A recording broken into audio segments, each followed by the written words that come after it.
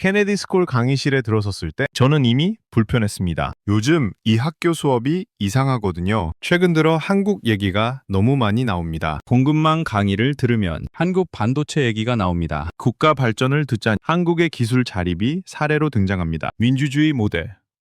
수업에선 한국 시민 참여를 분석하죠. 심지어 지정학 강의에서도 북한, 중국 이슈 다룰 때마다 한국이 언급됩니다. 처음엔 그냥 우연이라고 생각했습니다. 그런데 최근 몇 달간 계속 이러니까 솔직히 짜증이 나더군요. 왜 이렇게 한국 이야기가 많은 거지? 하버드 수업이 한국 중심으로 돌아가는 느낌이었습니다. 저는 일본에서 왔습니다. 이름은 아키야마 렌. 올해 30입니다. 외할아버지는 일본 외무성 출신이고 아버지는 대기업 해외 전략본부에서 일하셨죠. 집안 분위기 자체가 국제정치, 경제에 대한 관심이 높았습니다. 어릴 때부터 들었습니다. 일본은 선진국의 롤모델이다. 일본 기술은 세계 최고다. 그래서 저는 당연히 그렇게 믿고 자랐습니다. 하버드 케네디 스쿨에 온 것도 그 연장선이었죠.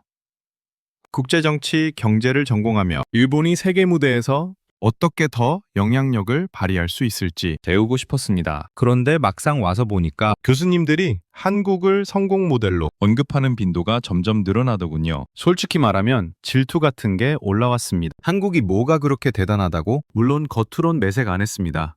하버드생이니까요. 메모는 정확히 하고 질문할 땐 손을 정확히 들고 논리적으로 반박합니다. 그런데 속으론 계속 불편했습니다. 그리고 오늘 또 그 수업이 시작됐습니다. 교수가 강단에 섰습니다. 중년의 백인 교수님이었죠. 국제정치, 경제 분야에서 30년 넘게 연구한 사람입니다. 그가 학생들을 천천히 둘러보며 입을 열었습니다. 오늘부터 우리는 특별한 케이스 스터디를 시작합니다. 저는 노트를 펼쳤습니다. 교수가 계속 말했습니다. 여러분은 지금까지 강대국의 압박이 약소국을 어떻게 무너뜨리는지 배웠습니다. 베네수엘라, 이란, 쿠바, 아르헨티나, 수많은 나라가 경제 제재와 기술 봉쇄 앞에서 무릎 꿇었죠.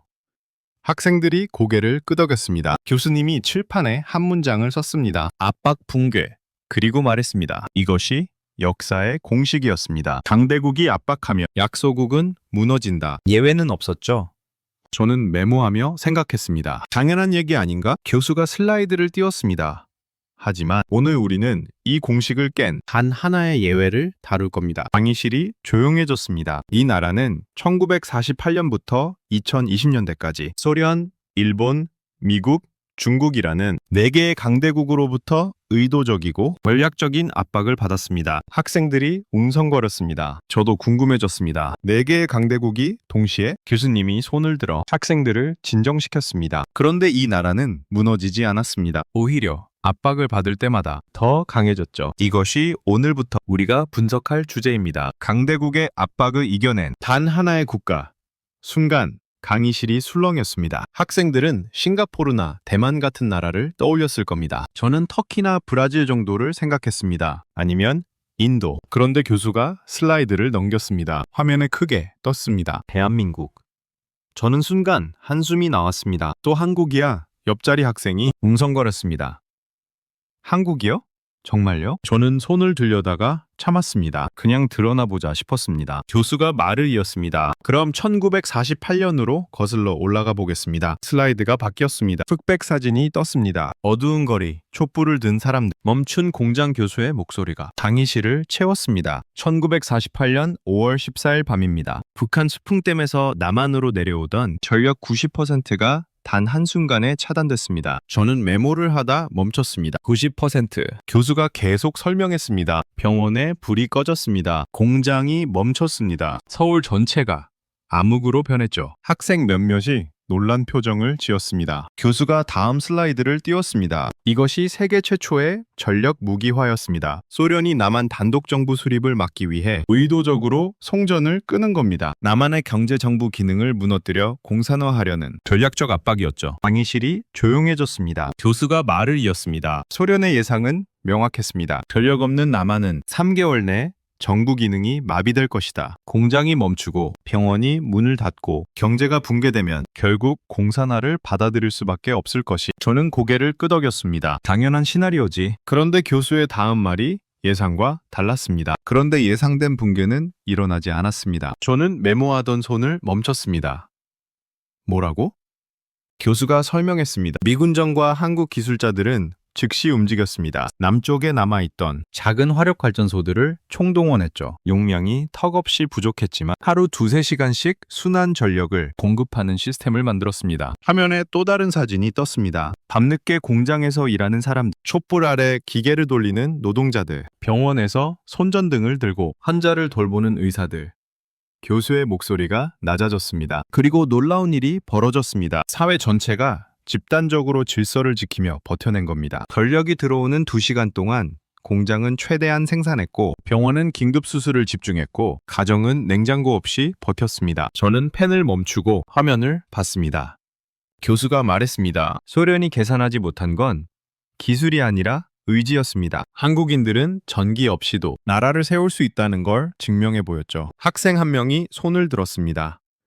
교수님, 그래도 결국 경제적으론 큰 타격을 받았을 텐데요. 교수가 고개를 저었습니다. 타격은 컸습니다. 하지만 그게 끝이 아니었습니다. 한국은 이 사건을 전환점으로 삼았죠. 슬라이드가 바뀌었습니다. 다시는 전기를 구걸하지 않겠다. 교수가 말을 이었습니다. 한국은 이 압박을 계기로 에너지 자립을 국가 전략으로 세웠습니다. 이후 30년간 화력발전소 건설, 원자력 기술 도입, 송전망 독자 구축을 진행했죠. 화면에 그래프가 떴습니다. 1948년 전력 자립도 10%에서 1980년 95%로 올라가는 곡선.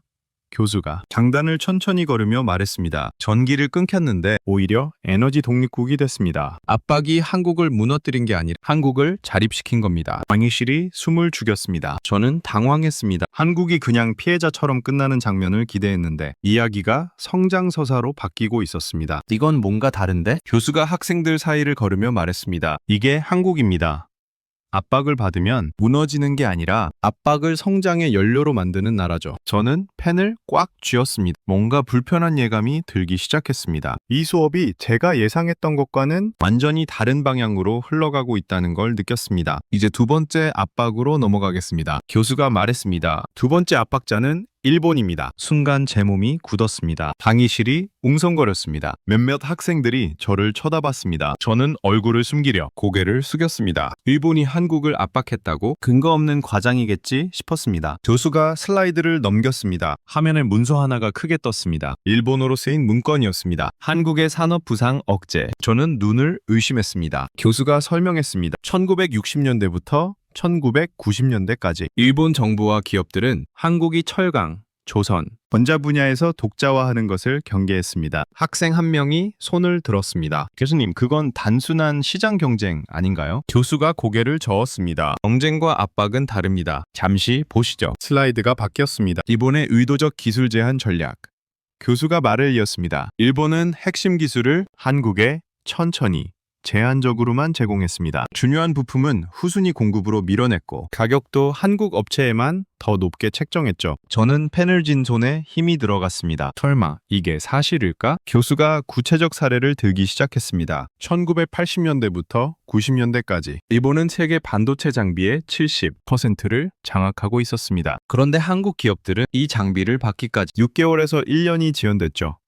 화면에 표가 떴습니다. 일본 기업 즉시 공급, 미국 기업 2~3개월, 한국 기업 6개월에서 12개월 학생들이 숨을 죽였습니다. 교수가 말했습니다. 일본 업체들은 물량 부족을 이유로 댔지만 실제로는 한국의 반도체 개발 속도를 늦추려는 전략적 의도였습니다. 저는 참지 못하고 손을 들었습니다. 교수님, 저는 최대한 차분하게 말했습니다. 일본이 정말 그런 의도를 가졌다는 확실한 증거가 있습니까? 교수는 이미 준비한 듯 다른 문서를 띄웠습니다. 일본 경제산업성 내부 문건이었습니다. 한국 반도체 산업 견제 필요성. 제 얼굴이 뜨거워졌습니다. 교수가 말했습니다. 이건 1985년 일본 경제산업성 내부 회의록입니다. 한국의 반도체 기술 발전을 견제해야 한다는 내용이 명시되어 있죠. 강의실이 조용해졌습니다. 저는 입을 다물 수밖에 없었습니다. 교수가 계속 설명했습니다. 일본의 예상은 이랬습니다. 장비 공급을 지연시키면 한국은 세계 시장 진입에 실패할 것이다. 기술 격차를 유지하면 한국은 영원히 일본의 하위 파트너로 남을 것이다. 화면에 또 글자가 떴습니다. 예상 결과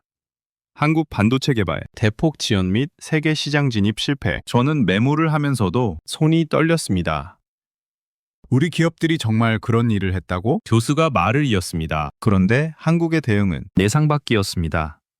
슬라이드가 바뀌었습니다. 그럼 우리도 직접 만든다. 교수가 설명했습니다. 삼성, 현대, LG가 부품 국산화와 공정기술 내재화를 선언했습니다. 일본 기술에 의존하지 않겠다는 단호한 결정이었죠. 화면에 사진들이 나타났습니다. 밤샘 연구하는 엔지니어들, 공장 바닥에서 장비를 분해하고 재조립하는 기술자들 교수의 목소리가 강의실을 채웠습니다. 수천 명의 엔지니어가 공장 바닥에서 밤을 새웠습니다. 일본 장비 없이 직접 공정을 재현하려 했죠. 실패를 반복하고 다시 시도하고 또 실패했습니다. 저는 화면을 똑바로 볼 수 없었습니다. 교수가 말했습니다. 그리고 1992년 결과가 나왔습니다. 슬라이드가 넘어갔습니다. 삼성전자 D램 세계 1위.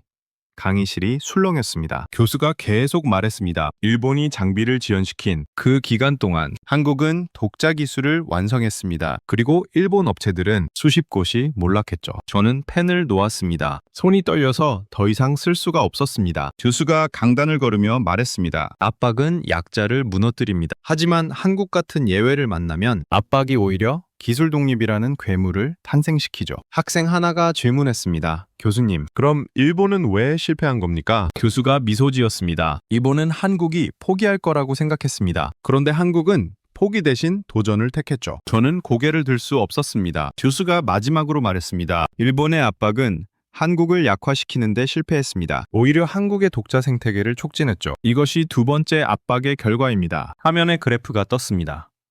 1990년 일본 반도체 점유율 50%, 2000년 일본 반도체 점유율 20%, 2010년 한국 반도체 점유율 세계 1위. 저는 처음으로 의문을 품기 시작했습니다. 왜 한국은 실패하지 않는 거지? 교수가 다음 슬라이드를 준비하며 말했습니다. 이제 세 번째 압박으로 넘어가겠습니다. 이번엔 미국입니다. 강의실이 다시 술렁였습니다. 저는 고개를 들었습니다. 미국도? 그리고 이상한 감정이 올라왔습니다. 불편함이 아니었습니다. 호기심이었습니다. 한국은 대체 어떻게 살아남은 거지? 세 번째 압박자는 미국입니다. 교수의 다음 말이 제 안도감을 깼습니다. 미국은 한국의 우주와 국방 기술을 의도적으로 봉쇄했습니다. 그것도 한국만 골라서요. 저는 메모하던 손을 멈췄습니다. 한국만? 교수가 화면에 약자를 띄웠습니다. MTCR, 미사일 기술 통제 체제, 그리고 설명했습니다. 1980년대 한국이 자체 발사체 연구를 시작하자 미국은 군사적 전용 가능성을 이유로 기술 이전을 전면 거부했습니다. 학생 한 명이 손을 들었습니다. 교수님, 그건 냉전 시기 일반적인 조치 아닙니까? 교수가 고개를 저었습니다. 일반적이지 않았습니다. 슬라이드가 바뀌었습니다. 화면에 명확한 대조표가 떴습니다. 일본과 독일은 우주 기술 협력 허용, 한국은 전면 금지. 강의실이 조용해졌습니다. 저는 눈을 깜빡였습니다. 일본은 허용됐다고? 교수가 말을 이었습니다. 같은 우방국이었지만 한국만 통제 대상국으로 분류됐습니다. 저는 다시 질문했습니다. 교수님, 그건 한국이 군사적 오용을 할 가능성이 높아서 아닙니까? 교수는 이미 준비한 듯 문서를 띄웠습니다. 그런데 말입니다. 아무도 몰랐지만 한국은 이미 우주를 준비하고 있었습니다. 화면에 1980년대 한국 정부 문서가 떴습니다. 1985년 우리별 프로젝트 내부 승인, 1986년 카이스트와 서울대, 그리고 항우연 팀의 위성체 통신, 프로토콜 연구 착수, 교수의 목소리에 힘이 실렸습니다. 1987년 한국 정부가 미국의 우주 발사체 기술 협력을 공식 요청했습니다. 학생들이 놀란 표정을 지었습니다. 저도 당황했습니다. 80년대에 이미 우주를? 교수가 다음 슬라이드를 넘겼습니다. 미국의 답변 한 줄이 크게 떴습니다. 절대 불가.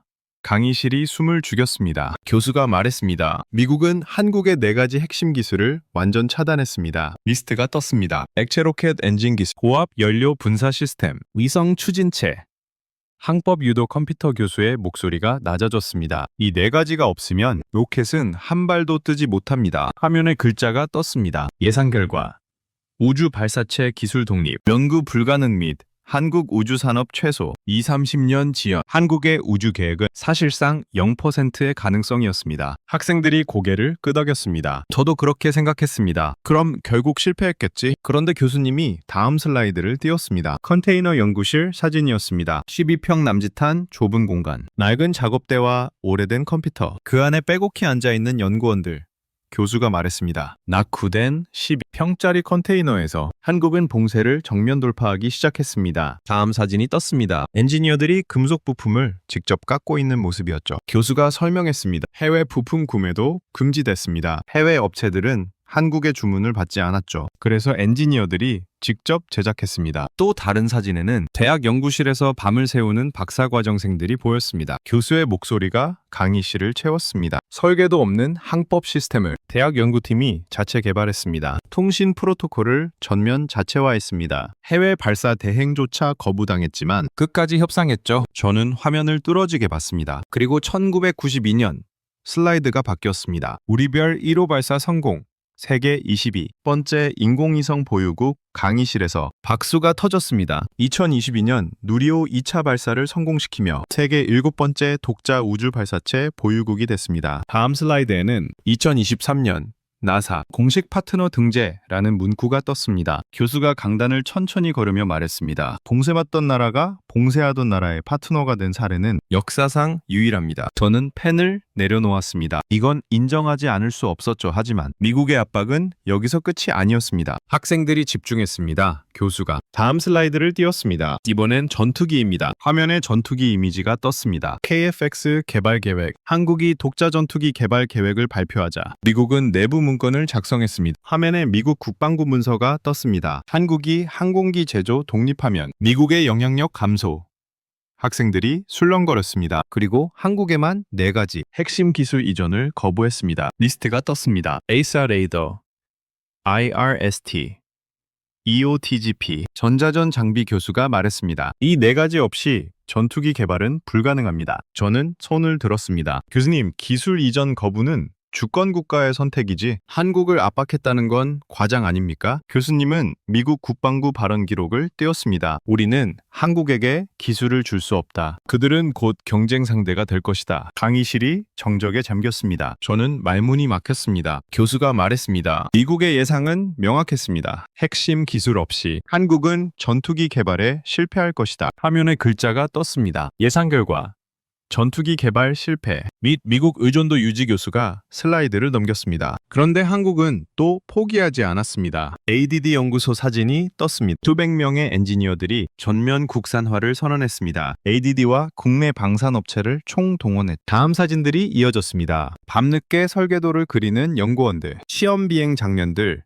실패한 부품들이 쌓인 창고. 교수의 목소리가 울렸습니다. 10년 넘게 개발했습니다. 수백 번 실패했습니다. 엔지니어들은 불가능한 기술을 역설계로 재현했습니다. 학생이 물었습니다. 그래서 성공했습니까? 교수가 화면을 바꿨습니다. FA-50, 현재 세계 베스트셀러 경공격기, 그리고 KF-21 시제기, 비행 성공, 동아시아 최초, 사정, 5세대 자체 개발국. 박수가 터졌습니다. 미국도 결국 한국을 수출 파트너로 인정했습니다. 압박은 한국을 약화시키는 데 실패했고 오히려 산업군사 독립을 촉진했습니다. 최근 미국은 훈련기 부족에 대한 대안으로 한국의 T-50과 FA-50 도입을 검토하고 있죠. 저는 깊은 혼란에 빠졌습니다. 왜 이 나라는 압박을 받을수록 더 강해지는 거지? 압박을 받으면 보통 무너집니다. 그런데 한국은 반대로 열립니다. 강의실이 숨을 죽였습니다. 교수님이 다음 슬라이드를 준비하며 말했습니다. 이제 4번째, 압박으로 넘어가겠습니다. 이번엔 중국입니다. 학생들이 웅성거렸습니다. 저는 노트에 메모했습니다. 하지만 제 손은 떨리고 있었습니다. 뭔가 근본적인 의문이 올라오고 있었습니다. 일본은 왜 이렇게 하지 못했을까? 4번째 압박자는 중국입니다. 강의실의 분위기가 달라졌습니다. 학생들이 더 집중하는 게 느껴졌습니다. 저는 노트를 넘기며 생각했습니다. 중국은 규모가 다르지. 이번엔 한국도 버티지 못했을 거야. 교수가 말했습니다. 2010년 중국은 세계를 향해 새로운 무기를 꺼내들었습니다. 화면에 글자가 크게 떴습니다. 히토류 센카쿠 충돌 이후 중국은 일본을 겨냥해 히토류 수출을 중단했습니다. 하지만 실제 전략은 전체 시장 축소였죠. 학생이 손을 들었습니다. 교수님, 그럼 일본만 타격받은 게 아닙니까? 교수가 고개를 저었습니다. 일본, 한국, 미국이 모두 타격받았습니다. 하지만 충격의 크기는 달랐죠. 슬라이드가 바뀌었습니다. 중국 히토류 의존도 일본 58%, 미국 71%, 한국 92%. 저는 숨을 들이켰습니다. 92%? 한국이 가장 큰 타격을 받았습니다. 중국은 세계 생산량 90%를 무기로 삼았고 한국은 그 92%를 중국에 의존하고 있었죠. 화면에 글자가 떴습니다. 예상 결과 반도체와 모터, 배터리 산업 타격으로 인한 한국 제조업 전체 멈춤 위험. 학생이 물었습니다. 교수님, 그럼 왜 한국만 특별한 타격을 받았다고 하나요? 교수가 설명했습니다. 일본은 자체 자원 확보 시스템이 있었습니다. 미국은 대체 공급망이 있었죠. 한국만이 즉시 위험군이었습니다. 저는 메모를 했습니다. 이번엔 정말 무너졌을 것 같은데. 그런데 한국의 대응은 또 예상 밖이었습니다. 화면에 공장 사진이 떴습니다. 폐전자 제품이 산더미처럼 쌓인 창고였습니다. 교수가 말했습니다. 한국은 히토류 재활용 기술에 집중했습니다. 폐전자 제품에서 히토류를 추출하는 기술, 세계 최초로 상용화했죠. 학생들이 놀란 표정을 지었습니다. 교수가 말을 이었습니다. 중국은 땅을 팠습니다. 한국은 쓰레기장을 팠습니다. 강의실에서 웃음이 터졌습니다. 교수가 계속 설명했습니다. 폐 휴대폰, 폐 컴퓨터 등 버려진 전자제품에서 히토류를 뽑아냈습니다. 재활용률을 90%까지 끌어올렸죠. 화면에 그래프가 떴습니다.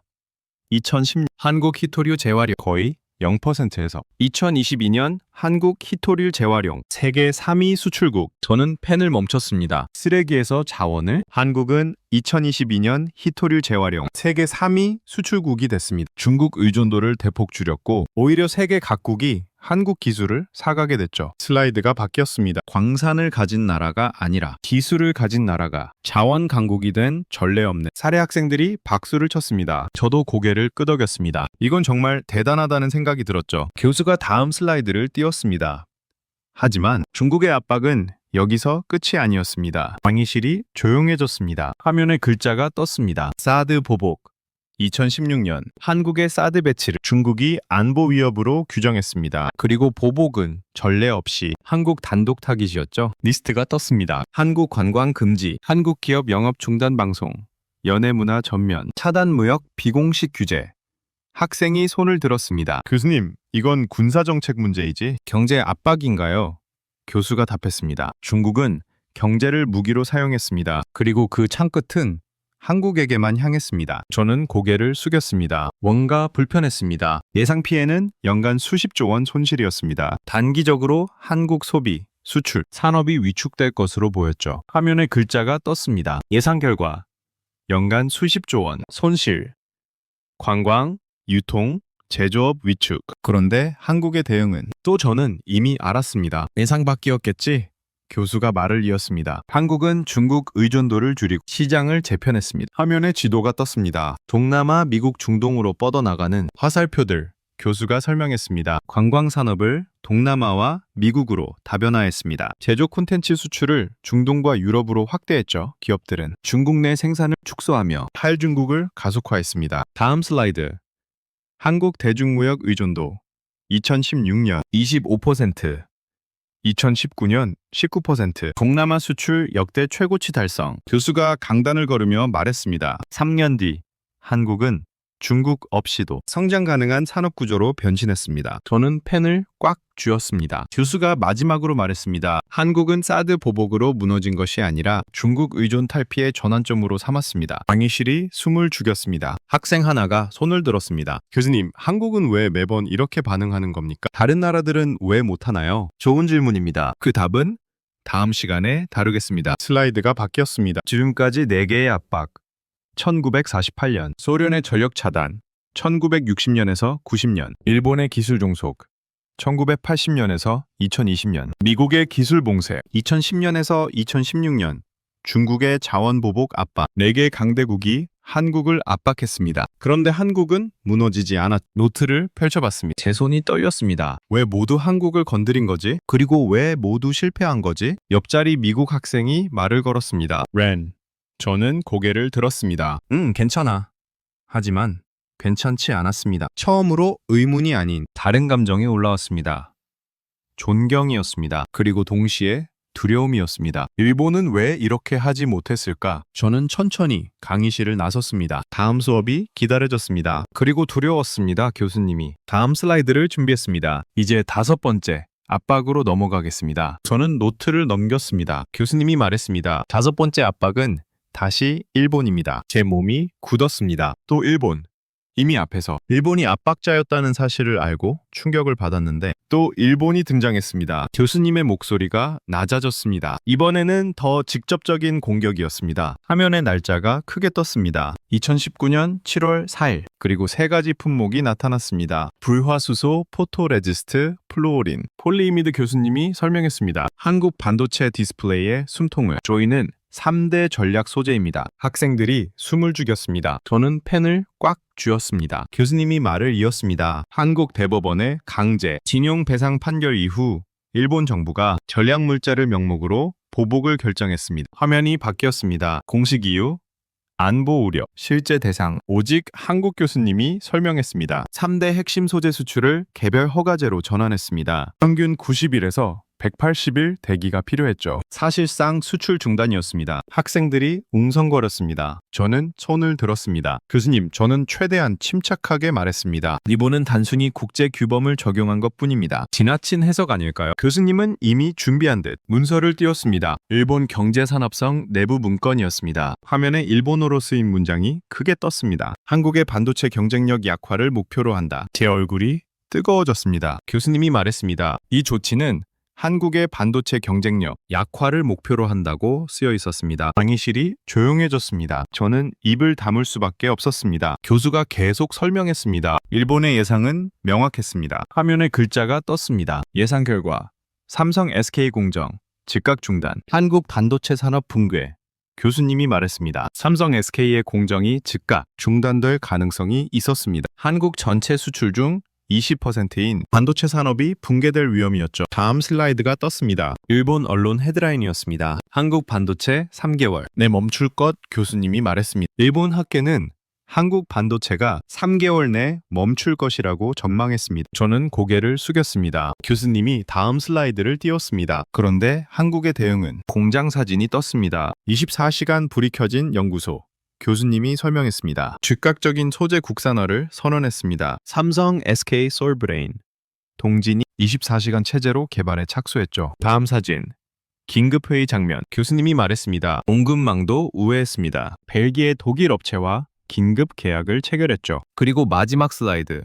정부 소부장 5조 프로젝트 교수님이 말했습니다. 정부는 5조 원 규모의 소재 부품 장비 국산화 프로젝트를 시작했습니다. 학생이 손을 들었습니다. 교수님, 그래서 얼마나 걸렸습니까? 교수님이 화면을 바꿨습니다. 불화수소 일본 의존도 90%에서 7% 이하로, 포토레지스트 국산화율 20%에서 80% 이상으로, 공정 중단 시간 0초.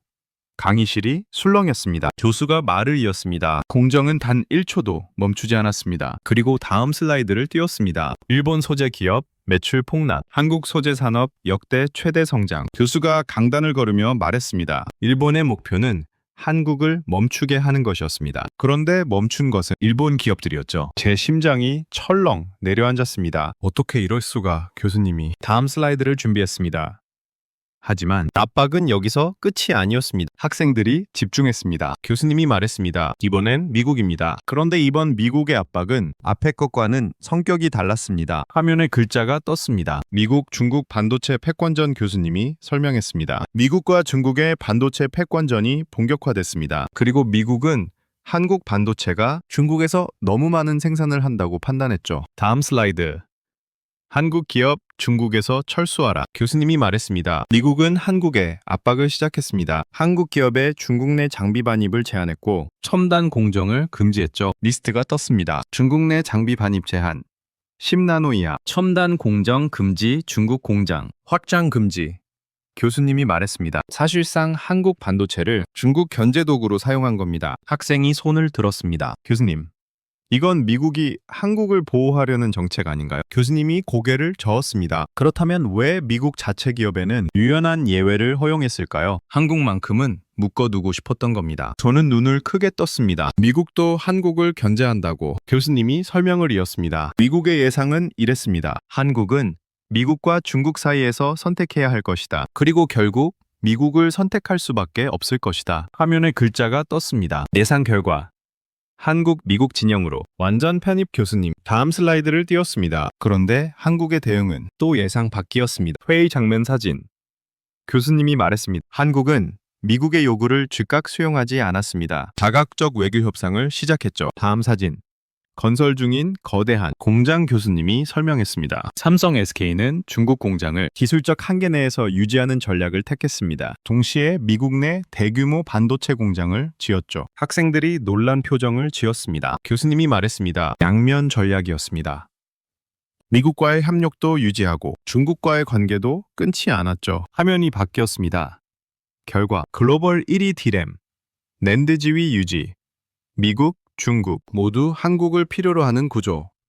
완성 교수님이 강단 앞에 섰습니다. 미국은 한국을 압박했습니다. 그런데 한국은 어느 쪽에도 종속되지 않았습니다. 오히려 자체 기술력을 더 강화했죠. 저는 깊은 혼란에 빠졌습니다. 교수님이 마지막으로 말했습니다. 압박이 굴복도, 결별도 아닌 한국 중심 공급망이라는 역설을 만들었습니다. 강의실이 침묵에 잠겼습니다. 저는 펜을 내려놓았습니다. 어떻게 이럴 수가 있지? 왜 한국만 이런 반전이 가능한 거지? 교수님이 다음 슬라이드를 준비하며 말했습니다. 이제 마지막 결론입니다. 교수님이 칠판에 글자를 썼습니다. 압박과 붕괴, 그리고 말했습니다. 이것이 역사의 공식이었습니다. 교수님이 슬라이드를 띄웠습니다. 화면에 나라 이름들이 나타났습니다. 베네수엘라, 이란, 쿠바, 아르헨티나, 필리핀, 인도네시아, 파키스탄 교수님이 설명했습니다. 이 나라들은 모두 강대국의 압박에 무너졌습니다. 다음 슬라이드. 1990년 플라자 합의 이후 일본. 저는 몸이 굽었습니다. 교수님이 말했습니다. 일본도 미국의 압박 이후 30년 정체에 빠졌습니다. 제 손이 떨렸습니다. 교수님이 강단을 걸으며 말했습니다. 압박은 약한 나라를 무릎 꿇립니다. 이것이 공식입니다. 잠시 침묵이 흘렀습니다. 그리고 교수님이 말했습니다. 그러나 단 하나 예외가 있습니다. 강의실이 조용해졌습니다. 교수님이 미소를 지었습니다. 한국만의 특이점이 있기 때문입니다. 슬라이드가 바뀌었습니다. 특이점 1. 속도. 교수님이 설명했습니다. 한국은 압박 순간마다 즉시 움직였습니다. 다른 나라들은 회의를 했지만 한국은 행동을 했. 다음 슬라이드. 특이점 2. 국민 결속력. 화면에 금 모으기 운동 사진이 떴습니다. 정부 지시가 아니라 국민이 먼저 움직이는 나라. 위기가 오면 한국 사회 전체가 하나로 움직입니다. 저는 속으로 중얼거렸습니다. 일본은 그러지 못했다. 교수님이 마지막 슬라이드를 띄웠습니다. 근본 이유. 한국은 책임을 외부가 아닌 내부에서 찾는 유일한 국가. 교수님의 목소리가 낮아졌습니다. 이 민족은 누구보다 먼저 스스로를 움직였습니다. 저는 고개를 들 수 없었습니다. 교수님이 칠판에 마지막 문장을 썼습니다. 한국은 강한 자에게 굴복하지 않는다. 오히려 강한 자를 통해 더 강해진다. 학생들이 숨을 멈췄습니다. 교수님이 마지막으로 말했습니다. 강대국은 한국을 시험했습니다. 그러나 한국은 시험을 발사대로 만들었죠. 강의실 전체가 침묵에 잠겼습니다. 저는 천천히 고개를 들었습니다. 칠판에 쓰인 문장을 봤습니다. 저는 처음으로 인정했습니다. 속으로 중얼거렸습니다. 나는 오늘 한 나라를 다시 보았다. 그리고 인정하지 않을 수 없었습니다. 한국은 특별하다. 교수님이 화면을 바꿨습니다. 두 장의 사진이 나란히 떴습니다. 왼쪽은 1953년 한국 폐허가 된 도시. 오른쪽은 2023년 한국 서울의 야경. 교수님이 천천히 말했습니다. 70년입니다. 70년 만에 폐허에서 세계 10위권 경제로 올라선 나라.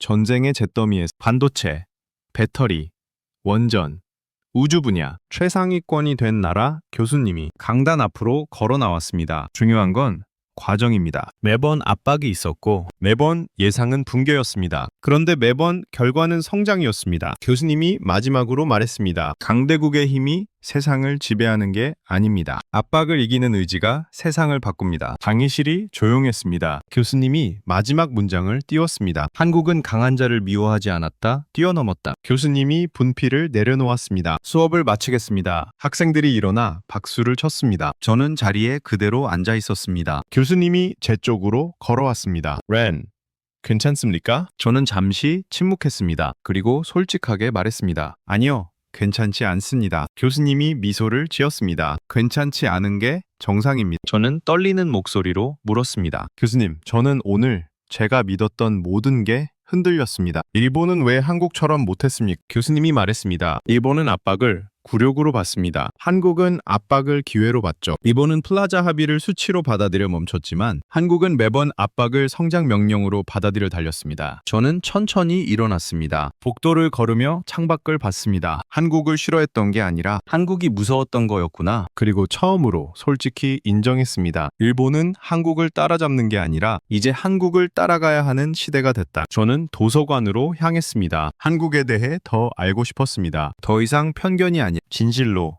더 이상 질투가 아니라 존경으로 제 안에서 뭔가 바뀌고 있었습니다. 오늘의 사연은 여기까지입니다. 장대국의 압박을 계단으로 바꾼 나라, 쓰러질 때마다 더 강해진 나라. 그들은 한국인이기 때문입니다. 긴 영상 시청해주셔서 감사합니다.